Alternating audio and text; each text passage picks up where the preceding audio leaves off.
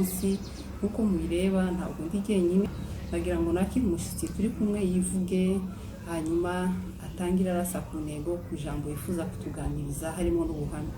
Karibu mukozi w'Imana. Amen. Shalom shalom. Ndabashoje cyane Imana ibagirire neza. Banyita Pastor Theodore.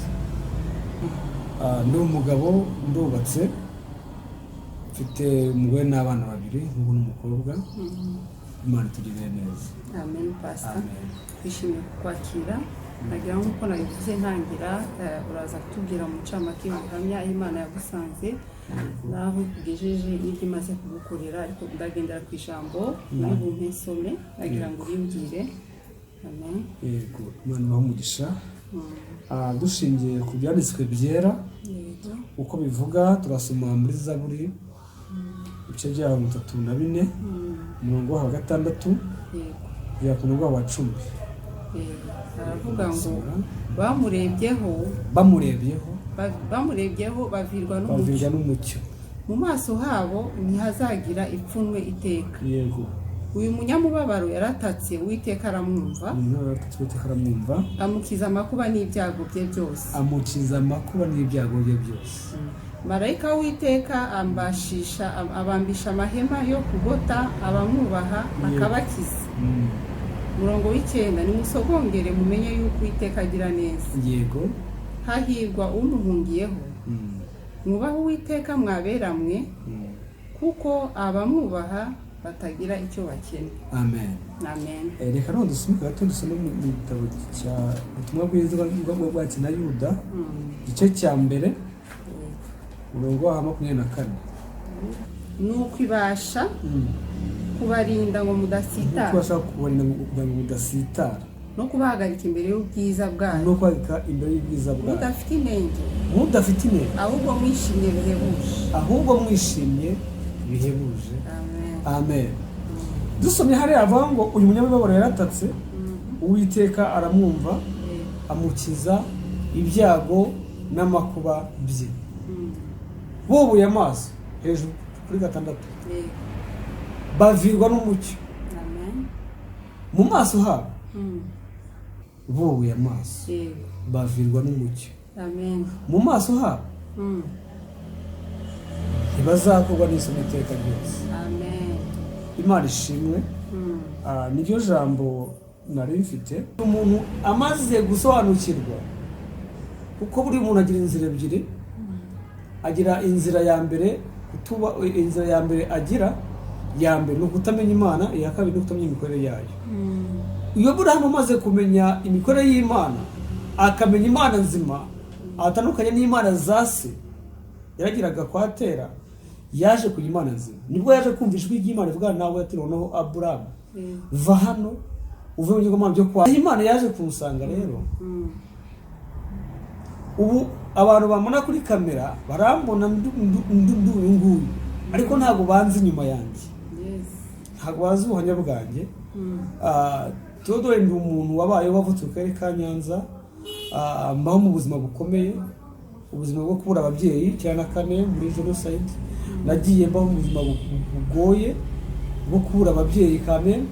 Iyo wamaze kubura ababyeyi burya ibintu byose babyarangiye. Ariko mwakwa kubura ababyeyi kwanjye nagiye ngira agahinda, ngira intambara zitandukanye zo mu mutima wanjye, zo mu buzima bwanjye, mu bereho yanjye. Icyo gihe byagiye binyafekta cyane bituma nanjye ntangira kugira ngo ariko nimba koko Yesu bavuga umuntu avuga Yesu ukagira neza, yanumva ubutumwa, numva amavuna bagenda bavuga Imana. Mu kwiga kwanjye ngiye muri segonderi niho natangiye kumenya Imana n'imikorere yayo.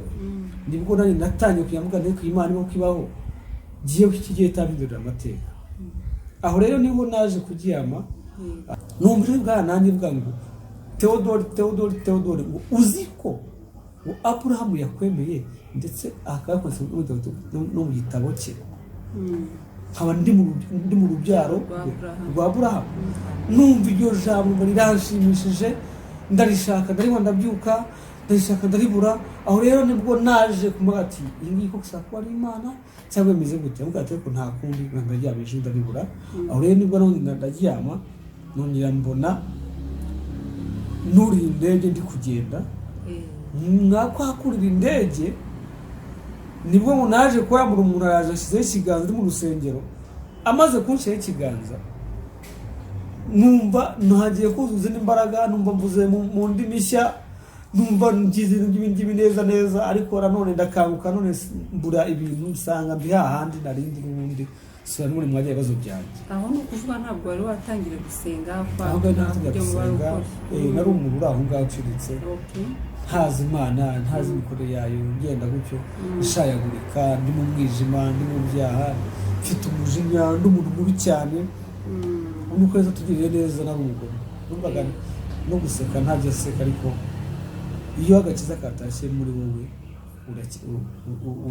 imibereho irahinduka ubuzima bugahinduka n'imivugire igahinduka wahise ujya kwakira agakiza yesi nakira agakiza aho rero maze kugera nibwo naje kurangiza kwiga nyuma nza gukora akazi nakoraga kaza gutuma njya hanze hari toro byitwa za Christian Church iyo Christian Church niho naje kujya gusengamo mbona umugabo araje ashyizeho ikiganiro arasengeye aramwanga Imana yamubwiye ngo nzakora Imana kandi umukozi wayo aravuga iki kigaragara kintu cya kabiri inzozi warose nuko Imana izisohoza tegeye byatumye numva ngeze icyizere muri jewe bitamenya kuko Imana ho kumwe nanjye byatumye ntashidikanya aho bituma ninjira mu mpamagaro neza noneho bituma ngizwa by'ukuri ninjira mu mpamagaro muri birimbyi ndakizwa ndabatizwa mu mazi menshi nta cyazwi Yesu Kristo umwami mu bugingo bwanjye aho rero niho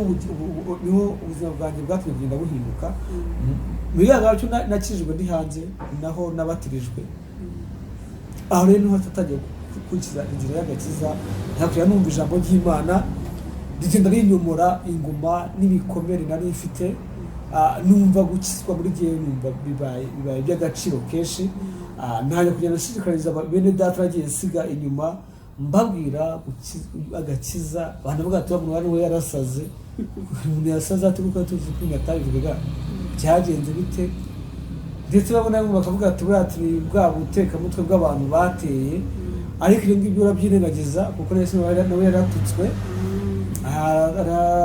arinda niyo abambwa nta cyaha yaziraga rero ubuhamya ni bwinshi mfite ubuhamya burebure kirikora sinziba nzagaruka twavugana uyu munsi rero nagira ngo unyifashirize uriya mwana w'umusore ari hariya wowe wavuye niko ushobora kumubwira urebye aho ugeze naho Yesu yakuvanye kugira ngo ahitemo wa mucyo nawe twasonga ikintu cya mbere ni ukuva muri ziriya nzira z'umwijima arimo akava muri biriya byaha iyo mvuga umwijima bavuze ibyaha kuko ibyaha n'umwijima niyo urebye akenshi usanga ibintu bikorwa mu mwijima ni ibyaha gusa nta cyiza kibibamo uriya muntu rero kugira ngo akizwe cyangwa ave muri biriya bintu arimo ni ukumenya Yesu by'ukuri agakurikira inzira ye akamenya imikorere y'Imana akasoma Bibiliya agakizwa akava mu bigare bidafite umumaro akubaha buriya no kubaha nabyo bituma tudatinyuka gukora ibibi rero no kuba yubashye Imana ukaba unubaha bwawe wiyubashye ukubaha n'abandi bituma n'Imana yigushyira kuri rwa rwego cyangwa yigushireho kuko ibyo twifurimo wavuze rikomeye yego kugira ngo twifashirize uriya muntu nuko wari ufite umunaniro nta kintu rero cyo kuba umuntu afite umunaniro ukumva urarushye ariko ugashaka ibisubizo byose ugashaka inzoga ugashaka inshuti ibigari ariko ntibikuzane igisubizo ariko Yesu yaravuze ngo ni jyewe inzira ukuri n'ubugingo kandi ni jye mwami w'amahoro ngo nimuze mwese abarushe n'abaremerewe nanjye ndabaruhura ubuhamya bwa pasiteri burakubwiye ngo niba urushe gerageza Imana nuko yayishatse akavuga ati Imana niba uriho Imana ikamubwira ngo nawe urahamagara mu rubyaro rwa Aburahamu rero uyu musore cyangwa umukobwa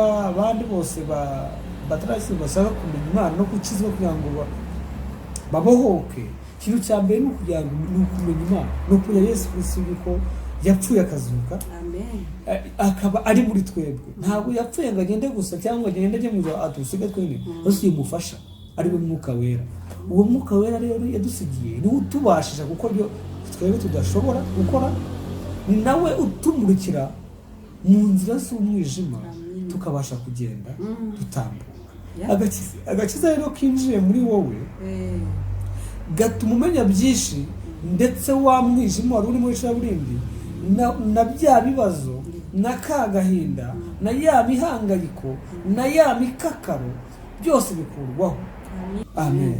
Kandi aha pastor ku murongo w'icyenda nakunze haravuga ngo Zaburi 34 ngo nimusobongere mumenye yuko Uwiteka agira neza. Abantu bakeneye gusogongera. Haleluya. Gusogongera umudushika Kinyarwanda pastor, gusogongera ni cya ginywa gakeya noneho uburyo inzoga cyangwa kinyobwa unyoye kiryoshe. Yego. Nagira ngo addicted kikamunanira guheba.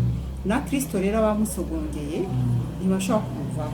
Nawe turashaka ngo usogongere umenye ko agira neza. Amen. Mugerageza ariko uzasanga agira neza. Yatugiriye neza. Yego. Amen. Rwose iyo wasogongeye gusogongera ni akantu gakeya uba wumvise ariko ukumva karakuryoheye, ukumva wahora ugashaka niba ugasogongeraho nyine kugira ngo gusogongera nyine ni akantu gatoya ariko iyo ushize mu heha neza uranywa ugahaha ugashira inyota. Rero ahirwa abantu bamumenye bakamenya ko Yesu agira neza, kuko nibwo bugingo, niwe mutsima turya, niwe soko y'ubugingo, niwe mazi tunywa tugashira inyota, niwe mutsima turya tugahaga. Iyo rero twamaze kumenya tukamenya yuko agira neza tukamwikomezaho abana natwe akaduha byinshi twebwe tutanamusabye, kuko twebwe ngo tunasenga nabi ariko ngamarika badusabira ibintu itavuga avuga ngo azana kuvuga gutya tugahabwa byinshi tutanasabye, kuko iwe niwe uzi ibidukwiriye.